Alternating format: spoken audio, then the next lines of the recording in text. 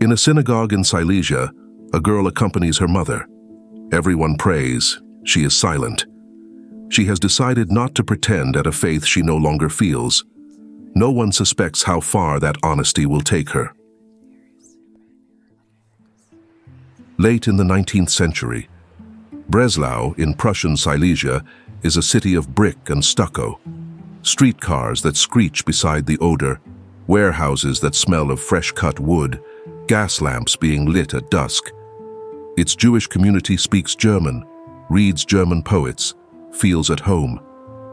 No one imagines that the century ahead will call into question something so basic as the worth of a single life. In this city, a life will be born that will answer that question before the world dares to ask it. On the 12th of October 1891, in the home of Siegfried and Augustus Stein, their 11th daughter was born. That year, the Hebrew calendar had made the date coincide with Yom Kippur, the Day of Great Atonement, the holiest day of Israel. Auguste would keep that detail all her life, the way one keeps a sign. The girl was named Edith. The joy in that house did not last long. Before Edith was 2 years old, her father died, and Auguste was left alone, with the children, with grief, and with a timber business that almost no one believed a woman could sustain. She sustained it. Every morning she crossed the warehouse among the logs and ledgers. Every Friday she lit the Sabbath candles and presided at table with a Jewish faith as firm as her hands. From her children learned to work without complaint, to study seriously, and to bend before nothing. The youngest grew up under that discipline and that fierce tenderness. She was a child of early brilliance and iron will. At school in Breslau, she devoured books, asked questions that unsettled her elders, and demanded reasons where others accepted custom. She studied until exhaustion. In her room, the lamp went out last. And around the age of 14, she made a decision she announced to no one. She stopped praying. It was not a slammed door or the rebellion of a young girl. It was a demand for honesty. If she could not hold prayer with the same seriousness she held her studies, she preferred to let it fall. She declared herself an atheist. She said it with the quiet of someone who does not wish to scandalize, only not to lie.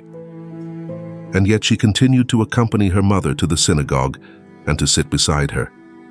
She kept silence while the others prayed, the psalms open before her, and her lips still. She did not want to wound Auguste, nor could she lend to God words that rang hollow. Between those two loyalties, the one of the heart and the one of conscience, she chose both, and bore alone the weight of holding them together. What does a young woman seek who renounces even prayer? What remains of faith when the ritual stops and the heart stays awake? She did not yet have a name for it. She only knew that truth, whatever it was, wherever it lay, deserved a whole life. Her eyes, dark and fixed, began to turn toward books, toward classrooms, toward the questions her era scarcely dared to ask. The search had begun, and it would carry her far beyond Breslau, far beyond what anyone at that family table could have imagined. The first classrooms were in her own city. At the University of Breslau, she studied German literature, history, psychology, and philosophy with that intensity of hers that admitted no half measures. And among so many books, one stopped her. Edmund Husserl's Logical Investigations. It proposed something almost scandalous for its time: return to the things themselves, describe reality as it shows itself, without prejudice or prior theory. For a young woman who had stopped praying rather than lie to herself, that method sounded like a promise. In 1913, she packed her things and left for Göttingen, where Husserl taught. Göttingen was then a small university town where philosophy happened on foot. Around the master had gathered a circle of young minds: Adolf Reinach, who received her with a cordiality that disarmed her; Max Scheler, whose lectures spoke of faith with a freedom she had never witnessed; Hedwig Conrad Martius, who would become her closest friend; They debated for hours, in classrooms and under the trees, with the seriousness of those who believe truth exists and can be reached. And the young woman from Breslau, trained to look without prejudice, began to notice something unexpected. Among the phenomena that deserved to be examined honestly was also the faith of people she admired. Then the war came. In 1915, she interrupted her studies and volunteered as a Red Cross nurse in a military hospital for infectious disease in Mährisch-Wiesekirchen in Moravia. Here there were no phenomena to describe. There were men with typhus, fever, and fear. She washed. She kept vigil. She held the hands of soldiers who spoke languages she did not understand. Suffering ceased to be a philosophical problem and became a concrete face, repeated bed after bed. Back to philosophy, in 1916 she defended her doctoral thesis at Freiburg on the problem of empathy, how we come to understand the experience of another, how their pain and joy become present to us. The grade was summa cum laude, the highest possible, and Husserl took her on as his assistant. She was 24 and stood at the summit of what reason could give her. A year later, reason encountered something it could not classify. In the autumn of 1917, Adolf Reinach fell in Flanders. His widow Anne asked Edith to sort through her husband's philosophical papers, and she traveled, fearing she would find a shattered house and a broken woman she would not know how to console. She found the opposite. Anne, who with her husband had embraced faith in Christ not long before, received her with grief that was whole and a peace that did not come from resignation. It came from the cross, held as a real hope. Years later, Edith herself would mark that visit as the moment her disbelief broke. She did not convert that day, but the question lay open like a clean wound. Can reason alone lead to something that surpasses it? She went on working, writing, searching, and some summers later, in the country house of her friend Hedwig, among fruit trees and tall shelves, the search would cease to be a matter of thesis and become, in a single night, a matter of life itself. That summer found her there, in Berchtesgaden, a village in the Palatinate, visiting the home of Hedwig Conrad Martius. Her friends had to leave for a few days, and she remained alone in the house. One afternoon, looking for something to read for the evening, she approached the library and took down a volume almost by chance. It was the life of Teresa of Ávila, told by herself, a 16th-century Castilian nun who described with disarming frankness her own experience of God. She began to read and could not put it down. Page after page, that woman from another time did not argue. She described. She told what had happened within her with the precision of one who had seen, without ornament and without systems. And the reader, trained for years to accept nothing without evidence, recognized the ground. This was exactly what phenomenology had taught her to respect, an experience narrated with absolute honesty. Only the object of that experience was God. The lamp stayed lit hour after hour, while outside the valley slept. She finished as dawn was breaking. She had not slept, and it did not matter. When she closed the book, she said, "This is the truth." What she had been seeking since the girl who stopped praying finally had a face and a name: Jesus Christ. Reason had not been a detour. It had been the way. She asked for baptism with the same resolve she had brought to everything in her life. On January 1st, 1922, in Berchtesgaden, Edith Stein was baptized. Standing at the font was Hedwig Conrad Martius, her godmother, a convinced Protestant standing by a Jewish woman as she entered the Catholic Church. Friendship proved wider than borders. Weeks later, on February 2nd, she received confirmation in Speyer. She was 30 years old. What remained was the hardest step, and it would not happen before any altar. She traveled to Breslau to tell her mother in person. Edith Stein had buried her husband young, had raised 11 children, and a timber business alone had endured everything without breaking. When her youngest daughter spoke the word Catholic, she wept. Edith saw her mother cry for the first time in her life. There were no shouts or slamming doors. There was that weeping, which weighed more than any reproach. For that faithful mother, baptism sounded like abandonment of the people of Israel. But the daughter did not leave. She stayed beside her those days and went on as before. She accompanied her mother to the synagogue and prayed the Psalms beside her. The same words served them both. The Psalms her mother prayed as a Jew, her daughter now prayed as well, without betraying them. Her entry into the church did not tear her from her roots. It restored them to her in fullness. She had not ceased to be a daughter of Israel. She had found at the heart of that inheritance the Messiah whom Israel awaited. Two loyalties fit in a single heart, and the heart did not break. Her conversion did not withdraw her from the world, it sent her into it.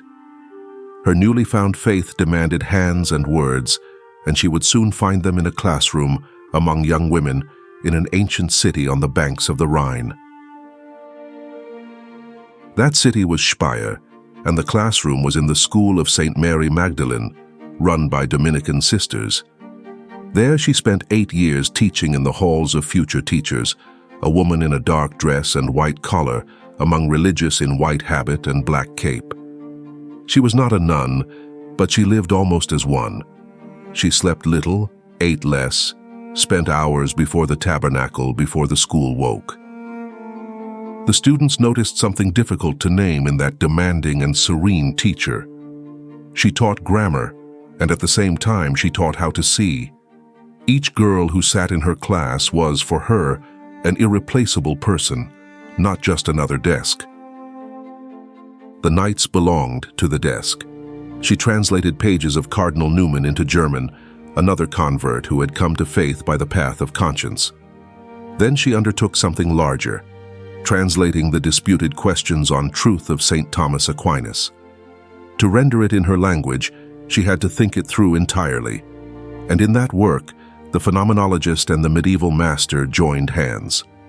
Two ways of seeking truth that she united in her own person, without sacrificing either. Soon the voice from the classroom reached beyond it. Between 1928 and 1932, she traveled across Germany, Austria, and Switzerland as a lecturer. She spoke about the vocation of women in education before packed halls in a time that debated passionately the place of women in the world. Her thesis was serene and firm. A woman's worth lies neither in imitating man nor in fitting herself into a mold. Her worth lies in unfolding what she is, a capacity of her own to receive, to sustain, to see the concrete person. Every human being, she said, is unique and cannot be replaced. Europe was beginning to flirt with ideologies that affirmed the very opposite.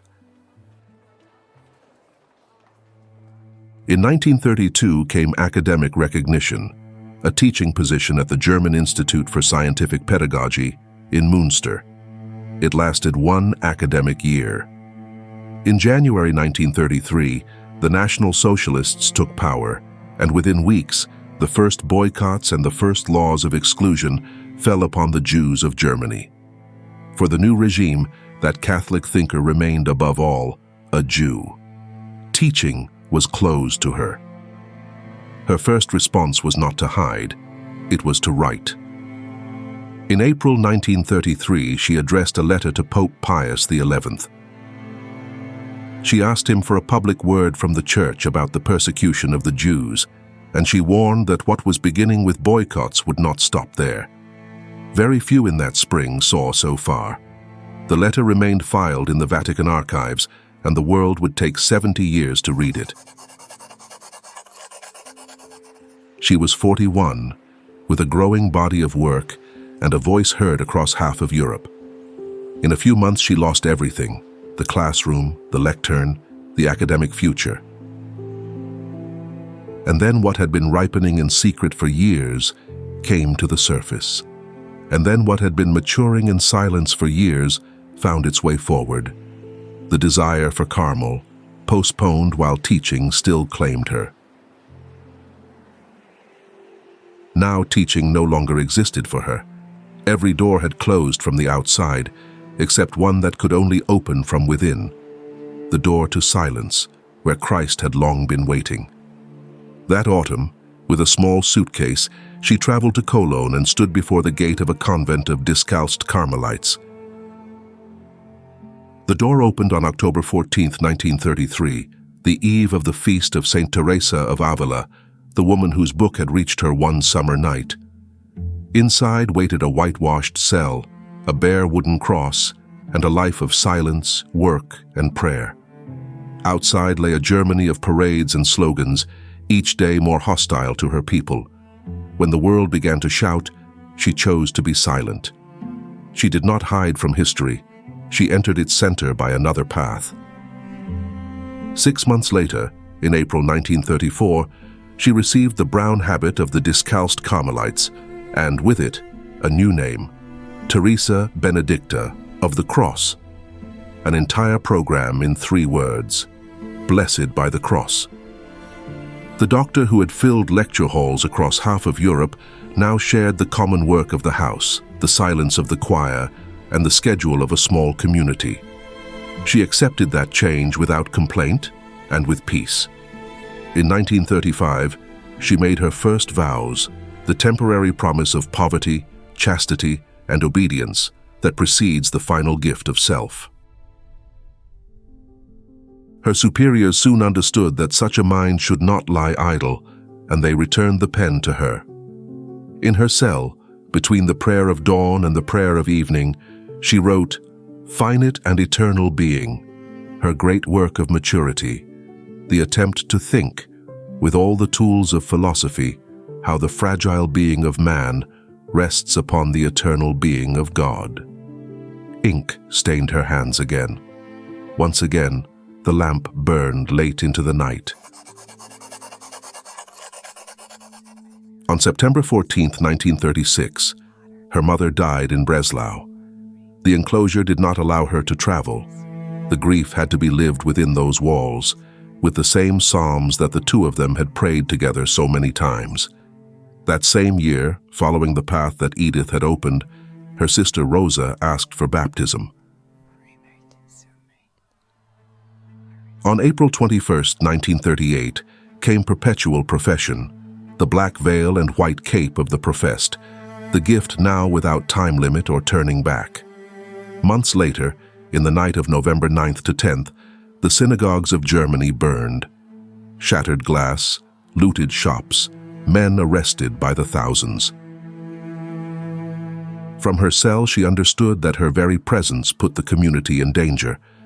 For the regime, beneath the habit, there remained a Jew. On the last night of that year, she crossed the border toward the Netherlands, to the Carmel of Echt. In Echt, she once again found a cell, a walled garden, a schedule of silence. And there, on June 9, 1939, she wrote a few lines that are the key to all that would follow. She offered her life to the heart of Jesus as a sacrifice of atonement for true peace and for her people. She knew exactly what she was asking, and she asked it nonetheless. She gave the paper to her prioress and returned to her routine, as if nothing had changed. But something had changed. The death that others were already preparing ceased to be only something they would do to her. It became, in advance, a free gift. In 1940, Rosa also arrived at Echt and settled as the portress of the convent, the two sisters, together again under the same roof. That same year, war reached the Netherlands, and the border that Edith had crossed no longer protected anyone. She was then commissioned to write a study on St. John of the Cross, for the 4th centenary of his birth. She titled it, The Science of the Cross. Page by page, she explored the dark night of the soul, that knowledge which is not learned in books but suffered with Christ. From May 1942, she wrote with a yellow 6-pointed star sewn over her habit, the one the occupation imposed on all Jews. She wrote of the night while her own drew near. Somewhere in the convent lay the paper signed in June 1939. She had given it to her prioress and never spoke of it again. Can a life offered in secret change the meaning of what has not yet come to pass? She believed it could. And what had not yet come to pass was already on its way that summer, drawing near to the door of the Carmel of Cologne. The answer came one Sunday from every pulpit at once. On July 26, 1942, in each Catholic church in the Netherlands, the same pastoral letter was read. The bishops, with the Archbishop of Utrecht at their head, publicly protested the deportations of the Jews. It was one of the clearest voices raised across all of occupied Europe.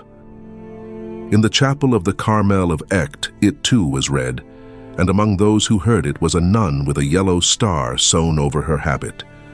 It was, at last, the public word she herself had asked of Rome 9 years before. Now that word existed, and she would pay for it. The occupier decided that this protest would have a price. If the church spoke, reprisal would fall upon the baptized Jews throughout the country. The order was carried out a week later. On Sunday, August 2nd, in the mid-afternoon, 2 men came to the door of the convent. They carried an order of arrest against Edith Stein and against her sister Rosa. There was barely time. A few things in a suitcase, a coat over the habit, the community standing in the hallway, disbelieving. That same afternoon, throughout the country, other Catholics of Jewish origin, religious men, religious women, lay people, were arrested in the same sweep. On the desk of her cell lay the manuscript of The Science of the Cross, unfinished. The work about the night had stopped because the night had come. In the eyes of the regime, neither the veil nor baptism protected her. They reached her, together, the 2 things she was and never wanted to separate. A Jew by birth, a disciple of Jesus Christ by choice. For the first, they had sought her. For the second, for the public word of the church, they had found her. Rosa, who kept the convent gate and did not live in enclosure, stood bewildered at the threshold, not fully understanding what was happening. The memory of the Sisters of Cologne held that moment. Edith drew near, took her by the hand and said, "Come, let us go for our people." A brief phrase with no explanation. It held a whole life.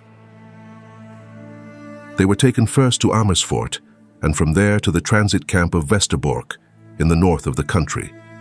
Low wooden barracks on the sand of Drenthe, barbed wire, a low gray sky. It was the anteroom to the transports toward the east. No one knew with certainty what lay at the end of those trains. Almost everyone sensed it was something from which no one returned. Those who were with her in those days told of it afterward. Among the disorder and fear moved a nun at peace who paid no attention to herself. There were mothers so sunk in despair that they no longer tended their own children. She washed those children, combed their hair, and sat beside the women who could no longer weep. Her calm was not indifference. It was the peace of one who had signed, 3 years before, what was now beginning to be fulfilled. The hands that had written treatises of philosophy undid the tangles in the hair of a lost child. It was her last visible work, perhaps the greatest. On August 7th, the transport was formed. A freight train, sliding doors, a platform of sand. Edith and Rosa boarded together, with hundreds of deportees, and the door rolled shut. The rails pointed eastward, toward Silesia, the land where she had been born 50 years before, on a day of Yom Kippur. What remains when a whole life is reduced to a platform, an outstretched hand, and a phrase remembered? What remains is what she had kept safe long before. An offering signed, kept in a convent, waiting for its hour.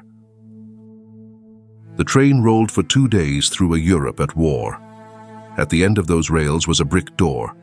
Before it, the account of these days falls silent.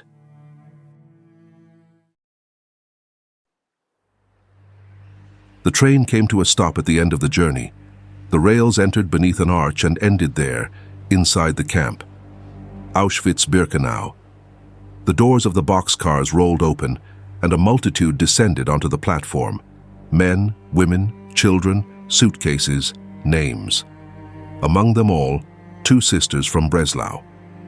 Those who saw them leave remembered that one of them still wore the habit of Carmel, with the yellow star on her chest.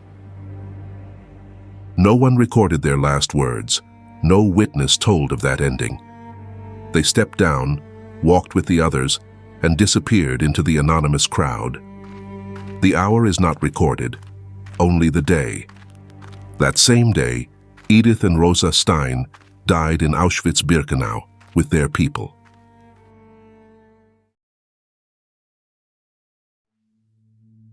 There is no grave. There was no body to bury, no stone to bear 2 names. Their tomb is the air, their memory, the open sky above the rails. The offering signed in Echt 3 years before had reached its end. The life given freely to the heart of Jesus for peace and for her people was consumed there, where that people died. It was not simply taken from her, she had already given it. Sister Teresa Benedicta of the Cross. The name she chose in Cologne was fulfilled in Silesia to the last letter. Like her master, she died stripped of all, her hands open. A life can disappear, leaving no grave and not be extinguished. Because what Edith Stein left behind could not fit in a sepulchre. A search, a fidelity, some pages, a gesture at the door of a convent. All of that remained outside the camp, untouched. Multitudes died there with no one to write their names. She chose to the end to be one of them, and with them she remains. And the silence of that August 9th began, very slowly, to become memory. 45 years later, that memory filled a stadium. On May 1st, 1987, in the Mungersdorfer in Cologne, tens of thousands of people surrounded an altar in the open air, with the towers of the cathedral in the distance. Above the altar, a portrait, the photograph taken in Carmel around 1938, the brown habit, the white cape, the black veil, the dark and serene gaze. And before the portrait, a pope from Poland, born in the same land where she had died, John Paul II, a philosopher by training in the phenomenological tradition, a reader of the same masters she had studied. That day he declared her blessed and a martyr. The Church gave her death the name she herself had prepared in silence, the life offered to Christ years before anyone came to take it from her. To inscribe her name among the saints, the Church asks for a sign, and the one that came seemed written for her. On the other side of the ocean, a girl from a Catholic American family of Jewish descent, Benedicta McCarthy, fell gravely ill from poisoning. According to what her family testified in the canonization process, the damage was deemed irreversible. And she survived. Her family attributed the healing to the intercession of the Carmelite of Auschwitz. In 1997, after examining the case, the Holy See accepted it as the miracle of the cause. 1 year later, on October 11, 1998, her face hung on the facade of St. Peter's Basilica, woven into the great tapestry of canonizations. Before a square filled with people, John Paul II inscribed her in the catalogue of the saints. And he defined her with words that embrace her whole life: an eminent daughter of Israel and a faithful daughter of the Church. Neither of the two identities dissolved the other. Both, held together, were fulfilled to the end. and there was still a title to come. On October 1st, 1999, the same Pope proclaimed her co-patroness of Europe alongside Saint Bridget of Sweden and Saint Catherine of Siena. The continent that had watched her die in an extermination camp was, in part, entrusted to her care. He himself explained the gesture. To declare Edith Stein co-patroness of Europe today means to place on the horizon of the old continent a banner of respect, of tolerance, and of welcome. And in the same document, he set down the key to her martyrdom. The Church recognized in her witness as an innocent victim the imitation of the Lamb who was slain and a protest against all violations of the fundamental rights of the person. A Jewish woman, a philosopher and a Carmelite, murdered for her origin and reached by her faith, has kept watch over the heart of the continent that could not keep watch over her. From those years on, the devotion of the faithful gave her an image of her own. In stained glass and statues, she is shown with two signs united, the Star of David and the cross. So she is seen in Cologne, in Echt, in Speyer, in Wrocław, the city she knew as Breslau. No one separates them in those images, because she never separated them in her life. Each August 9th, the day of her death, the whole Church remembers her in its liturgy. In Germany, in the Netherlands, and in the Discalced Carmelite order, her feast day has its own liturgical rank. But whoever wishes to visit her will find no sepulchre. One can enter her cell in Echt, pause before the memorials in Cologne, in Speyer, in Auschwitz, read her handwriting in the manuscripts she left behind. What one cannot do is bring flowers to a tomb, because it does not exist. To remember her requires something else, to speak her two names, Edith Stein, Teresa Benedicta of the Cross, and let them go on saying together what they said in life. A memory like that does not rest in stone. It lives in those who speak her name. The tapestries, the titles, and the stained glass tell the end. But the beginning remains untouched. A Silesian girl who one day, out of pure honesty, stopped praying. Between that day and the platform at Auschwitz runs a single straight line, and that line still has something to say. There remains at the end the question with which everything began. What does someone seek in giving up prayer for honesty's sake, and how far can that search lead? The girl who fell silent in the synagogue of Breslau answered with her whole life. She sought the truth, and the truth one night came to meet her with a face and a name. She closed a book at dawn and recognized there, without reservation, the truth she had been seeking for years. From then on, each step she took was another answer. To pray the Psalms beside her mother without renouncing anything. To sign in silence the gift of her own life. To take her sister's hand at the door of the convent. To comb the hair of children in a transit camp, as those who saw her remembered when there was nothing left to give. From then on, each step she took was another answer. To pray the Psalms beside her mother without renouncing anything. To sign in silence the gift of her own life. To take her sister's hand at the door of the convent. To comb the hair of children in a transit camp, as those who saw her remembered when there was nothing left to give. We too know that search, though it may be on a different scale. It resembles the lamp we leave burning one ordinary night when a question keeps us from sleep. We do not yet know what we hope to find. She walked that path to the end. The answer she gave was hers. Ours remains open this night on the table.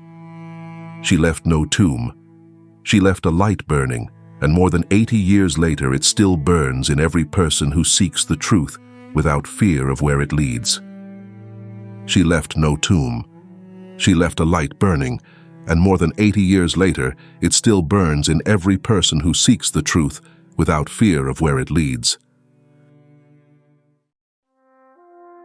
Saint Teresa Benedicta of the Cross, seeker of truth and martyr of your people, pray for us.